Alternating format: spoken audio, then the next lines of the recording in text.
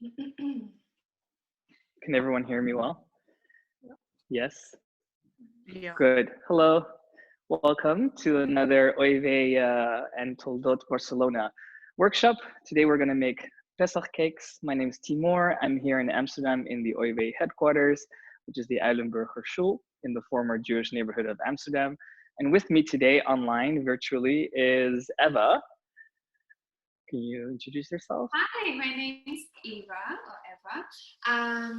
I'm here in Barcelona and I'm part of a project called Toldot Barcelona.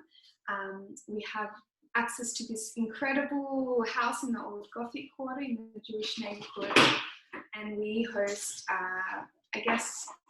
culinary events exploring Jewish heritage. So our family history through the table. And I'm originally from Melbourne, Australia. Yeah. And we got to know each other, I think, about 2 years ago when Livnat and I started on the Oive project. And we know Victor, who's working at Mosaica in Barcelona. And as you may or may not know, last month we were supposed to have an event together, having Toldot come to Amsterdam and do an event here at Oive. But unfortunately that got canceled due to the coronavirus. So we thought about different ways to cooperate, and now we're doing this Pesach cake workshop. We're doing this because, of course, it's next week, it's Pesach, and also we wanted to kind of tell our own stories behind it. I'm gonna start with a cake that's with walnuts, almond, and oranges, and I think Eva will make another cake afterwards with oranges and chocolate. So the story behind Pesach. Most of the recipes that you make for Pesach cakes contain either potato starch or matzah meal. And I know sometimes it's hard to find matzah meal, especially if you live in a neighborhood where you can't find matzot.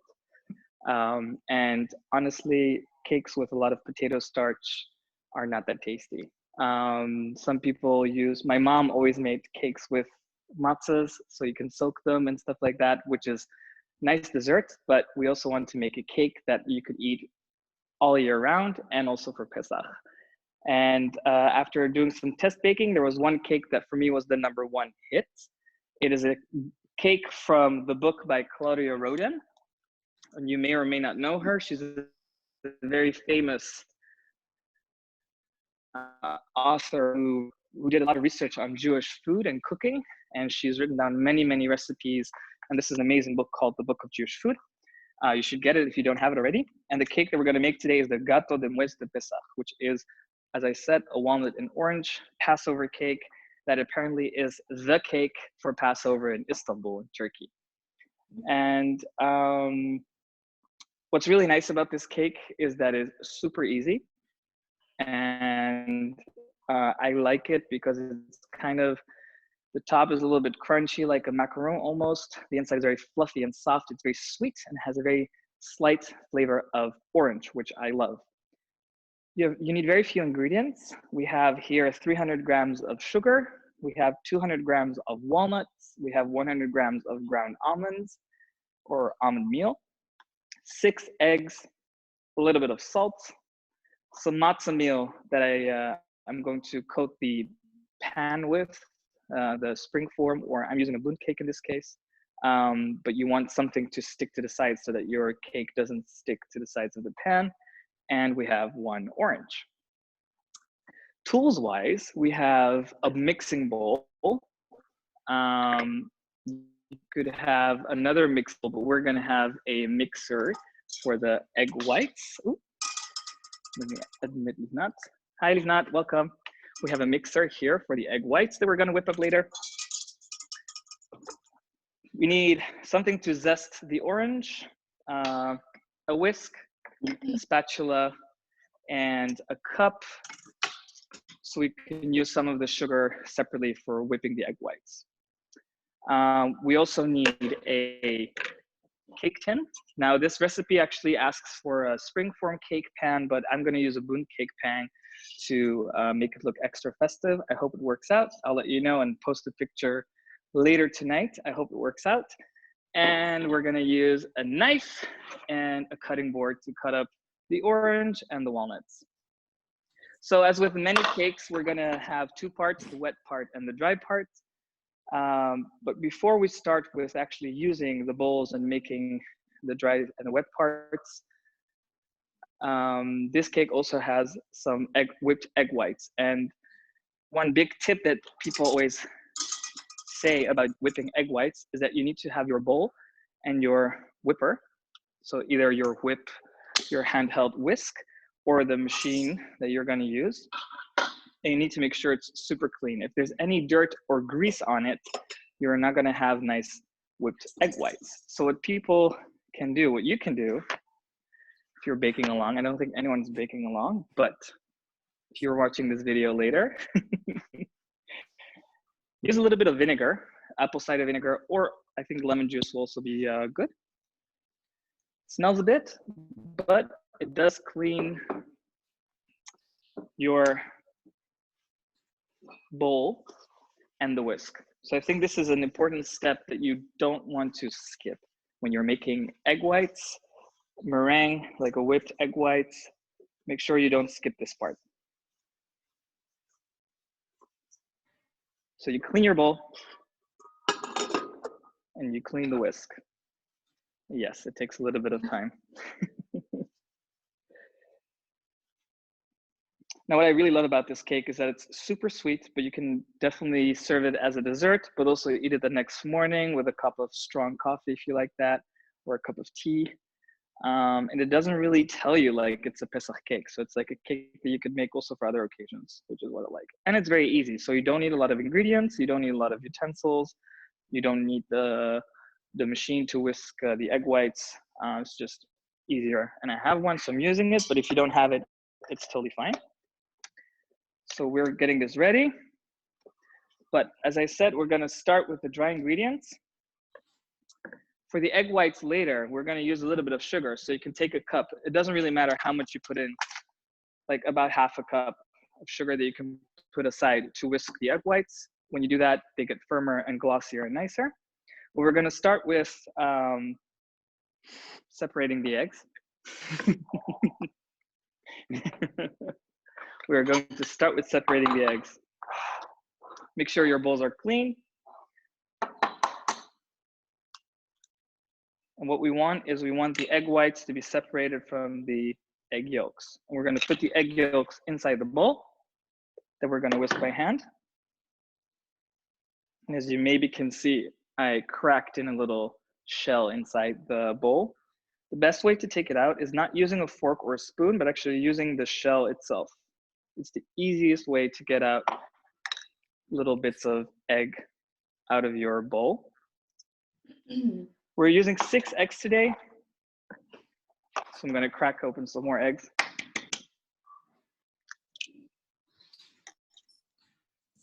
You can just take out the egg yolks with your hands. Of course, you have to wash them. If you're making this cake for other people than yourself and your roommate, you might want to use gloves. But this is just for me and my roommate, Yutar. So we're good.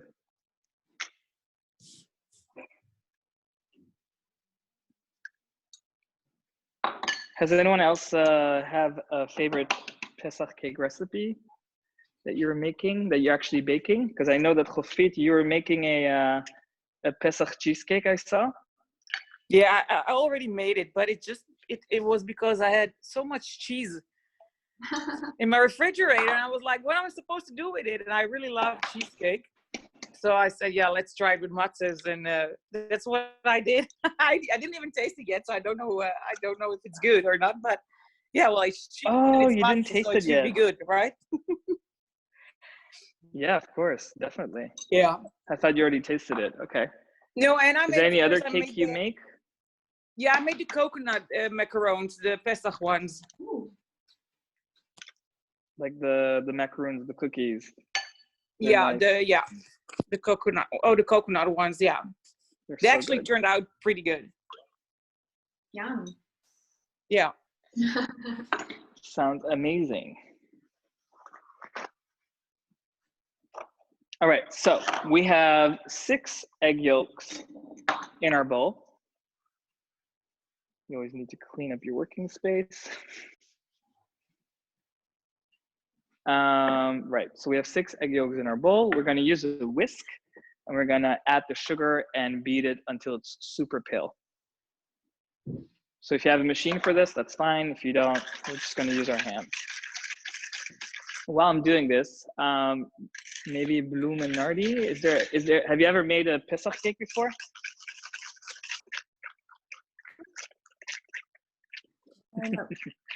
No? Do you know what constitutes a Pesach cake? Sorry, I shouldn't talk while I'm whisking at the same time.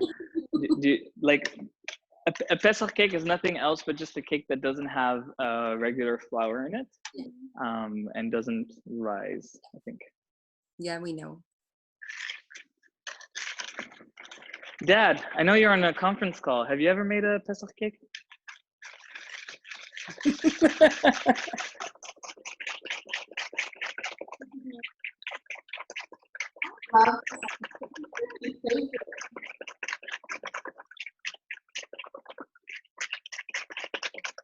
What you want is it to get really pale. So now it's kind of like pastel yellow color, but we want it to be even more pale. So this takes a little while. I kind of wish I had some background music.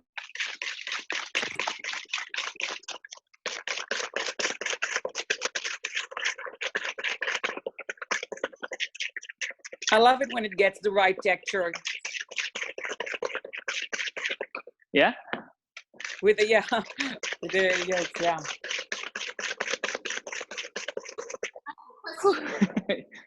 you need to work out. Sorry, Eva? What do you do with the yolks left over from the macaroons when you make macaroons? Oh, right. But then you also need the egg whites later.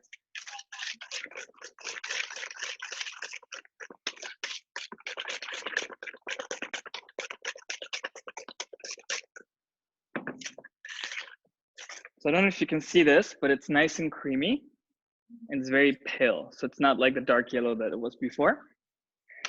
And we are ready to add in the other ingredients that we have. We have 200 grams of walnuts. And I think what is the most important thing of this recipe is that you have walnuts that are tasty. So make sure you taste them. You do not want them to be stale. They shouldn't be they should taste fresh. If you have good walnuts, the cake is going to taste great. If you have walnuts that are not so great, your cake is not going to be so great. So make sure you taste your walnuts and don't speak with walnuts in your mouth. We're going to chop them coarsely. We don't want whole walnuts in the cake, but we also don't want like a walnut powder. So just chop them up so that they're like nice pieces of walnuts.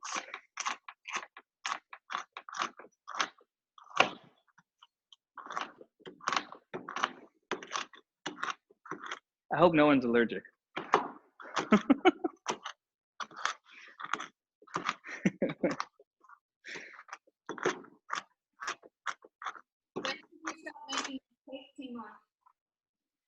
Ooh, I started making cakes, I think, when I was a little kid already.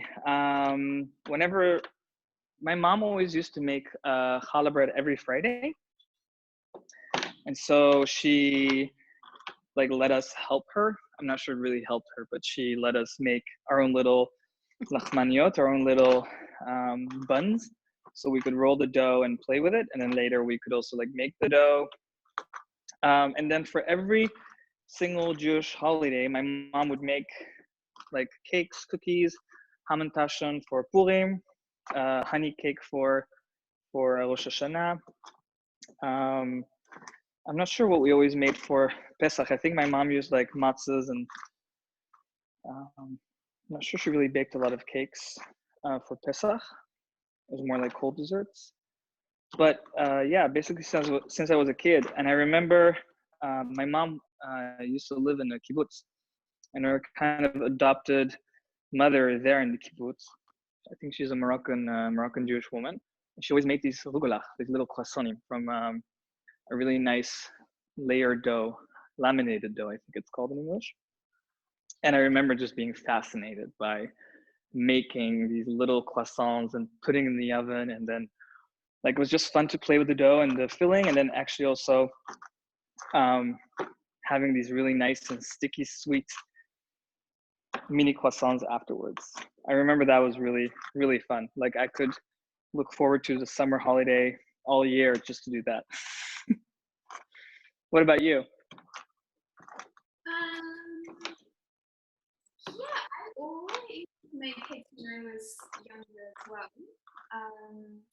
I actually grew up I'm Australian. I grew up in a very tiny place in between Sydney and Melbourne on the coast. So, and we actually lived in a tiny village. I think there were about 200 people. There was a primary school. We had about 50 kids. And grew up with chickens and a horse and a pony and some lamb. And making cakes was a pastime. So I remember waking up early when I was even 3, 4, 5 and starting prepping cakes. And my mom would come into the kitchen and obviously let me finish it off. But I love the cakes as well. Since there's something special about baking as a child, right? Yeah, for sure. Yeah, I agree. Totally. Okay, so I cut up the walnuts coarsely. You see, I don't know if you can see it very well, how big they are, but they're like small pieces. Mm-hmm. See? Small pieces. But like still you wanted to recognize that it's walnuts. We're gonna add it to the batter or to the whipped eggs. Here I have 100 grams of ground almonds, almond meal, almond flour. You can buy this at the supermarket. You can also make it yourself if you want. If you don't have it in the supermarket, you just ground up some almonds. We're gonna add that too. And in the recipe, Claudia Rodin doesn't use salt. I think for every bake, you need to have a pinch of salt. So I'm gonna add a pinch of salt. And last but not least, we're gonna add the orange. We want to have the zest and the juice that's inside. And for the zest, I recommend you use a microplane, sorry, I think it's called. This is really small, sharp graters that you can use to grate citrus zest or ginger or anything else. And I think they're like my most favorite tool in the kitchen, actually. But they do get bolts. How do you say this in English? Like they're not sharp after a while. So you do want to make sure you use the whole blade, not just part of the blade. And you just regularly buy a new one once you feel they're not as sharp anymore. Are there any cooking utensils that you guys especially love?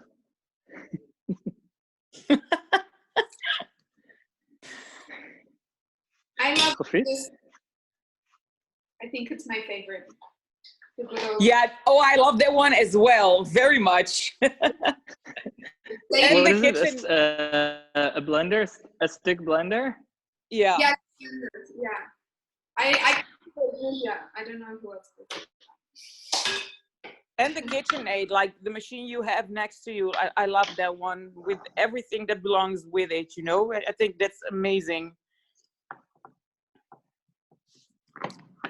Cool, so I've added the zest and I'm gonna juice the orange. Put your hand underneath to catch any of the seed that might drop out.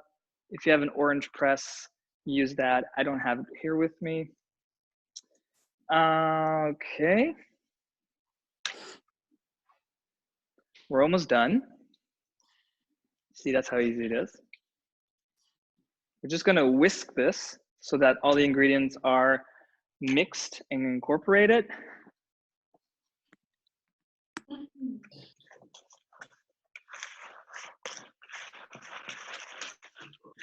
What's nice about this cake is that you can't really, let's say, overmix it because there's no flour in it, so there's no gluten that forms. When you make cakes, you usually don't want to mix it too much because you're scared that the gluten will form too much and you'll get like a very tough cake. You don't want that. Anyway, so this is what it looks like. It's kind of a thick, chunky not so sexy looking batter. Smells okay. It smells good. All right, so now we're going to do the last part, which is whipping up the egg whites to make a meringue. There's a couple of things that you need to pay attention to when you whip up egg whites. I think the first one I already told you, it's making sure that the bowl is super clean. Use some vinegar or some lemon juice to make sure that the bowl is clean and the whisk is clean. And I think the second thing what you can do is make sure you start quite slowly with the speed on the mixer until some kind of bubbles or froth develops on the top. And once you see like the foam developing, then you're gonna add more speed. You're gonna increase the speed and you're gonna slowly add the sugar. And the sugar, you don't wanna add it in one go because then you're knocking out all the air. Anyway, I'm just gonna do that now. It'll make a little bit of noise, so I probably won't talk. Yeah. I'm very curious what Bloom and her mom Nardi think is the best or the most awesome kitchen utensil.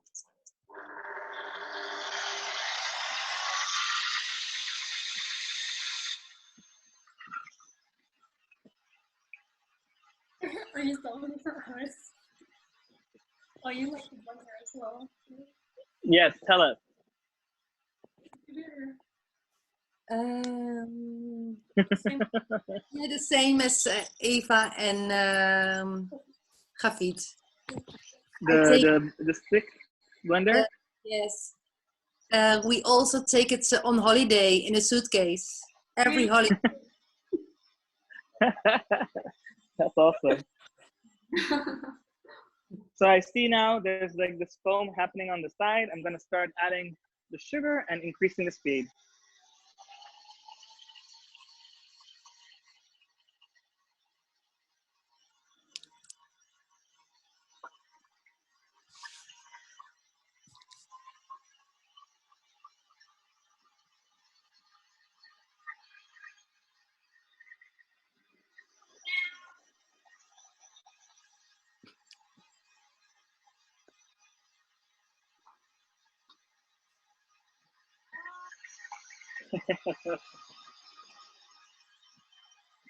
My cat This is the part in the video that you usually want to fast forward.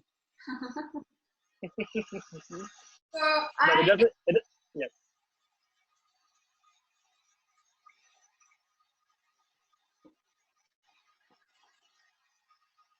So I was researching almonds the other day because I guess we're both making almond cakes in essence. And we were talking the other day whether almonds were kosher for Pesach. And so it made me think, are almonds kosher for Pesach, which they are, but I wondered how almonds got into European cooking, especially in Poland, where my family's from. And does anyone know where almonds come from? No? Well, apparently they're from Iran and Western Asia, and they've been cultivated for about 5,000 years. They arrived to Greece about 5th century BC, and by 3rd century they were around Italy and throughout Europe, and especially they love the Mediterranean climate, so they arrived to Spain and Italy, which probably explains all the beautiful almond and almond cakes in Italy, which is interesting. But in the Middle Ages, almonds became a luxury item among the upper class. And for example, in German cookbooks in the 1300s, they made up 25% of the recipes had almonds in them. And in Spain and Catalonia, a lot of the cookbooks for the kings and the courts, they had about a 3rd percentage of the recipes had almonds in them, which is interesting. And almonds actually are not a nut, they are a seed. They're related to peach and apricot and cherries. And they go in the and, Sorry. You won't.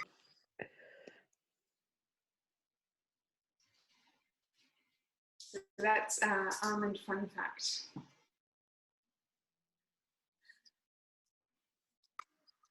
That is so interesting. I did not know that, actually. Also, 50% of produced almonds nowadays are used in manufacturing chocolate.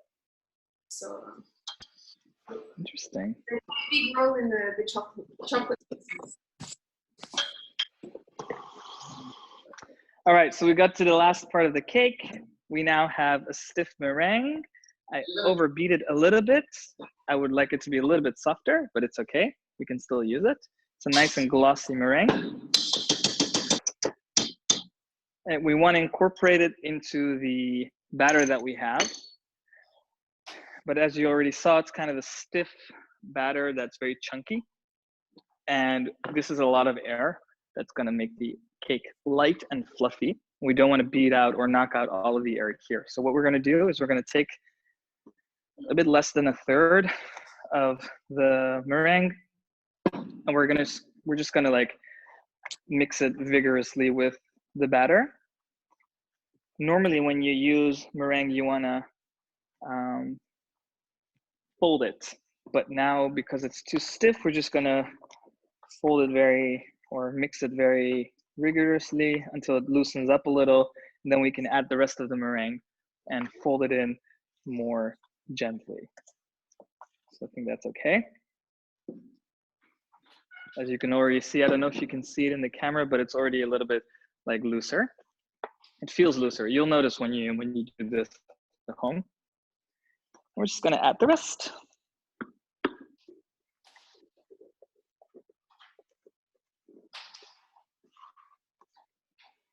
I remember my mom making meringues just like to eat, also for Pesach, I now realized. And I just loved it. I was mesmerized by the white fluffiness that comes out of egg whites. I thought that was like magic, actually. And nowadays, there's all these recipes online that you can find where you can color the sides of a piping bag and then put the white meringue inside. And then when you pipe it out, you have these beautiful, beautiful meringues. And I see Chofit shaking her head. And I think, Chofit, you have a lot of experience with the meringues, don't you? And also with making, I think, macarons, the French ones? Yeah, I do. When we opened the Moishe pot in Amsterdam, Chofit made these beautiful blue and white macarons with glitter. They were amazing. They tasted amazing. And the Moishe House logo is in blue and white, like the whole theme is blue and white. And so it was just super nice to have that. They were super awesome. Timur, you only realize now that your mom made the meringue at the time? You only realize that now? Yes. I thought my mom would make more sophisticated cakes, but apparently she only made meringues. No, I'm kidding. I remember that now. Yes, I do remember that now that she made meringues, and I loved it. Good. Okay. Did I miss anything else? No, I did, but that was because of a business meeting. Okay. So we want to make sure that it's folded in and it's one batter, so there's no like white meringue parts. I think we're good. It looks fluffy. It's super fluffy and soft and nice, and it smells like orange, which I love. I love that smell. As I told you, I'm gonna experiment today with using a Bund cake tin for this cake. I hope it turns out well. I'll show you on Instagram or Facebook. If it doesn't, I'll also tell you. I have some matzah meal. I just blended one matzah in a blender to get some fine powder. Just gonna put it in and distribute it a little bit. So, oh yeah, I coated the pan with oil first, but I already did that before we started. And what we're doing now is we're just tossing it around so we can make sure the matzah meal sticks to the sides of the Bund cake. And then we're just gonna pour it in and bake it on 180 degrees Celsius. If you're using a regular conventional oven, how do you say it? Regular heat, but if you're using the fan, if you're using like the turbo fan, put it on 160 degrees Celsius. Otherwise, it will burn. And one thing that's interesting about this cake is that the recipe tells you to leave the cake inside the oven for an hour and a half, which is quite long for a cake like this. And so, of course, me being very stubborn, I was like, whatever, I'm just gonna check the cake and see if it's cooked on the inside after 40 minutes. And then I wanted to take it out because it was cooked inside after a couple of minutes, I think after halfway through. But actually that didn't go very well. So it was cooked, but then once you start eating it, once you let it cool down, it becomes very, how to say, it becomes very,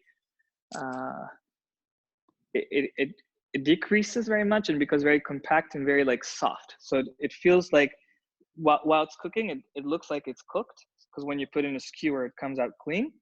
But then once you start eating it, it was actually not that great. So we made it again and we let the cake in for an hour and a half. And that's really kind of the secret of the recipe, which is kind of weird.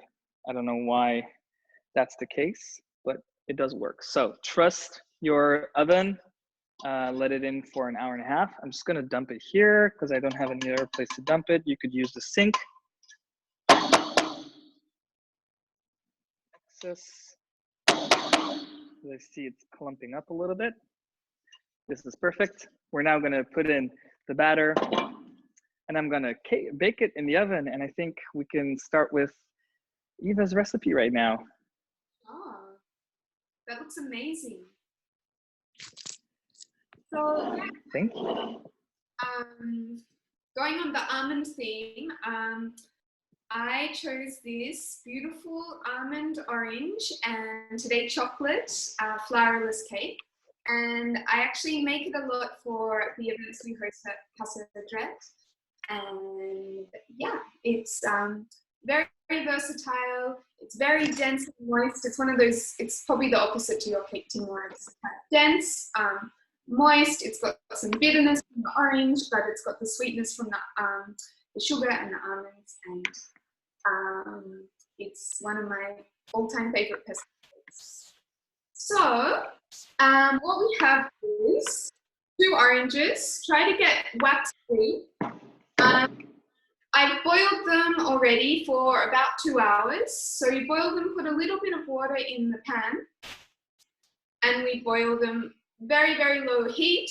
I put the timer on every half an hour to check them, because it's the worst when you forget about the oranges and then you burn the bottom, and then the whole orange tastes like burnt orange. So check them now and then to make sure they've got water at the bottom. And yeah. I actually have a question about that. So I saw on Instagram that you were boiling the oranges in a little bit of water. How does that work? How do the oranges boil if you're only using a little bit of water when the oranges are quite large? You need to put a lid on top as well. So it creates steam, and then obviously the water does evaporate and you need to keep topping it up.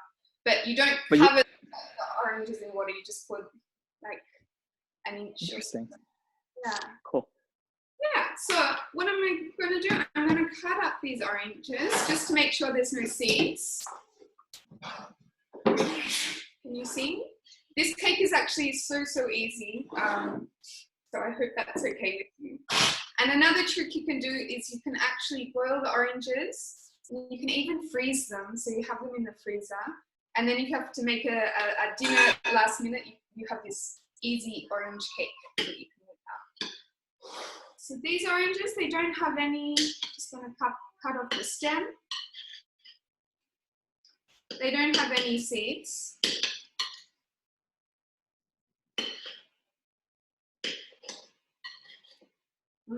They smell good.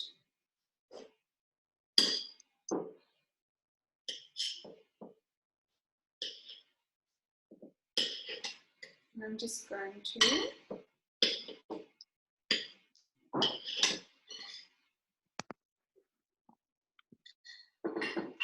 have the oranges.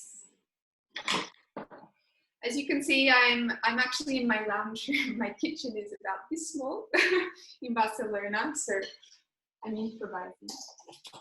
Okay, so I think boiling the oranges is almost one of the hardest things. So we're going to puree the oranges. It could be in a blender. I have my trusty stick, which I think I'm going to start carrying around in my suitcase now. That's a brilliant idea.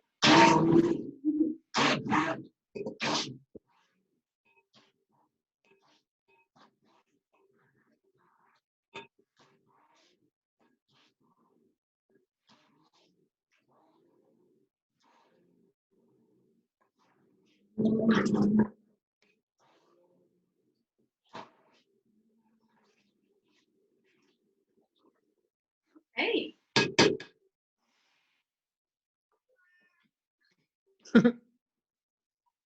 You might be able to hear my cat through this. She wants attention. Okay, so we've got the pureed oranges. You can see them like this. Next, I'm going to put in the eggs and whip them again quickly together. So I've got 6 eggs. And I'm going to just quickly give them a quick beat before I add them.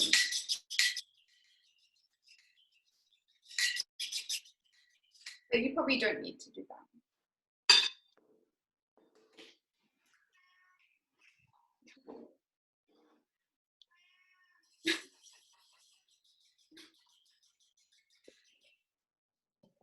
So about 3 years ago, I made a joke with my partner that my friend adopted a cat and the cat had kittens. I think your cat wants some attention. Let's get a kitten, and then said, okay, let's get a kitten. I said, no, we can't get a kitten. I want to travel. What if I go back to Australia? Anyway, I went away to visit my brother, and I came back and I was like, still, yeah, but she's gorgeous. Okay.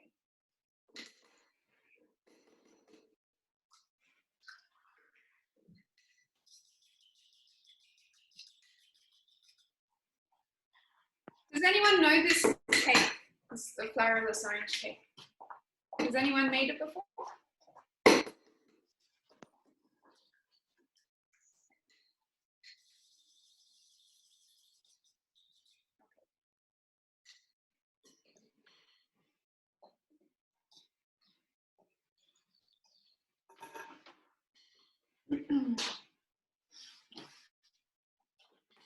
Okay, so I'm just going to blend it all together again.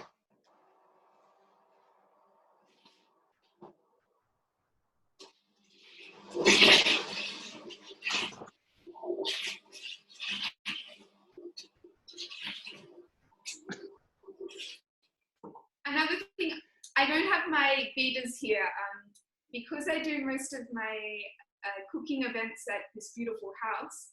In Barcelona, when the lockdown started, we actually were supposed to stay in house, and it was crucial movement from the beginning. So a lot of my cooking supplies, I don't have them at home. So the trusty stick is helping me for everything. And so you were asking earlier whether someone had made the cake or ate the cake before. So I remember being at your Casa Adret at Mosaica and eating the cake. And what I love about this cake is that because you puree the cooked oranges, it doesn't only have like this very intense orange flavor, but it's also kind of this bitterness that you get. It's like eating orange marmalade, basically. Yeah. No, and I love that. I think that might be really nice, maybe also in other cakes. There's this really great semolina cake that I make with orange juice and orange zest, but I think it might be even better if you add pureed cooked oranges. I think that's a great idea. Exactly. Yeah, I mean, that's what I was about. So here we've got the eggs and the oranges. They're mixed through nice and consistently. And then I'm going to add the rest. It's a 5-ingredient cake. We have 6 eggs, 2 oranges, 250 grams of sugar. Sometimes I put a little bit less because it is quite sweet. we have 250 grams of almond meal. And we also have a quarter of a cup of matzah meal or breadcrumbs. Pesach.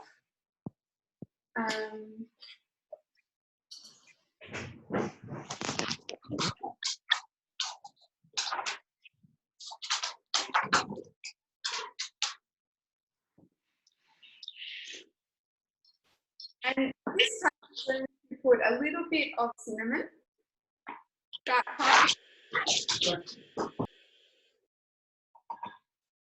which is optional. And we can either stop the cake at this, an orange almond cake, or we can add a little bit of cocoa powder. This is half a cup, about 60 grams of cocoa powder, and it gives it that lovely, dense, chocolatey orange flavor. And I've bought a beautiful organic cocoa, which makes a big difference as well.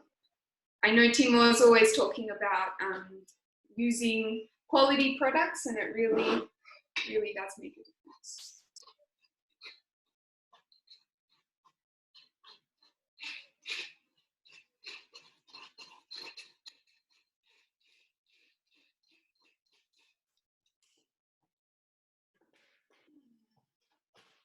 And then just mix it all together.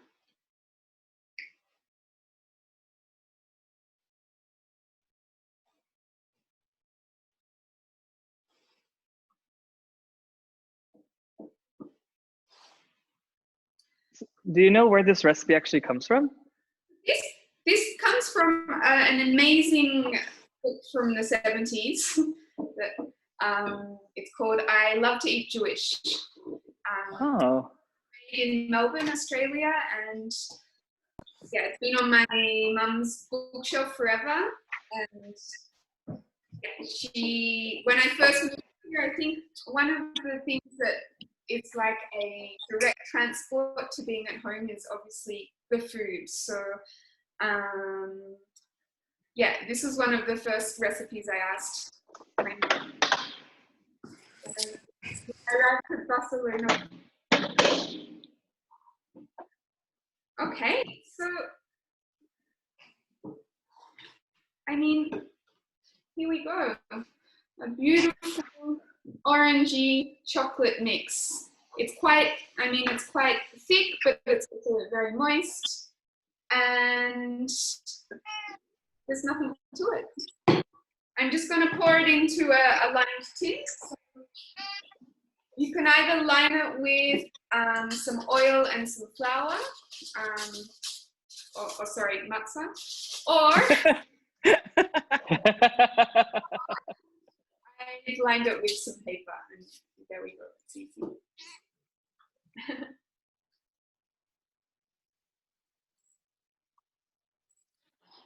Now I want to make Timur's cake for Pesach, but I don't need 3 cakes at home. You don't? You should. Well, another secret about this cake, which has been a lifesaver, it actually freezes really well. So you can freeze it. That might be a bit to the bakers out there, but it freezes really well, and you can take it out of the freezer and it's ready to eat. If you have a piece left over and you don't feel like finishing it.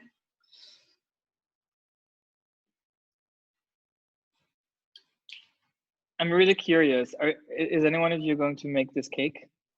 Bloem, Gefried, Dad? I think I will make both.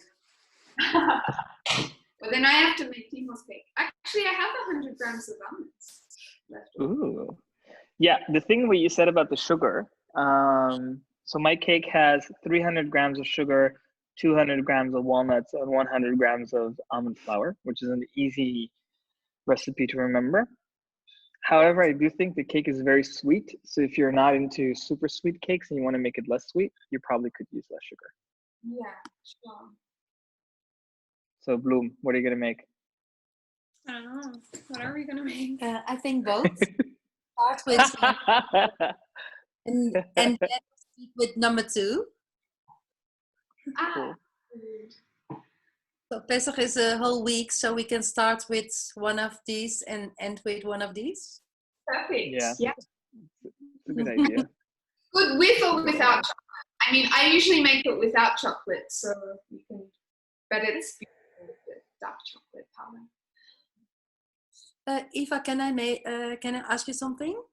Can I make this cake also instead of sugar with coconut sugar? Yeah, of course. Yeah, with which is the light brown or white. Yeah, I guess the finer the sugar, the better. But it would be nice. Or you could do half.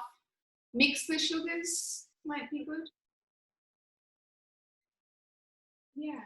I really wonder what would happen if you would make the first cake with coconut sugar. Yum. It's a good question. I wonder, can you make a meringue with coconut sugar? It might be really dark and delicious. Actually, I never use sugar. I think we don't have it at home. Oh, We don't have sugar. No, only the coconut. Oh, okay. wow. Yeah. Or instead of sugar, when I bake cakes, then I, for example, apple pie, then I use honey and figs. Figs. Yeah. Figs and the coconut sugar. Delicious. And do you just replace most recipes with coconut sugar? Yeah. And there's no problem? No. Sometimes what you say, Timor, it's getting a little bit more darker. But in a chocolate cake, chocolate is already dark, so Absolutely. I will let you know. I will try it. I will give it a try. Yeah. Please. Yes. If you're making the cake, Case, I'm also talking to you. You should probably make both of the cakes and eat them by yourself.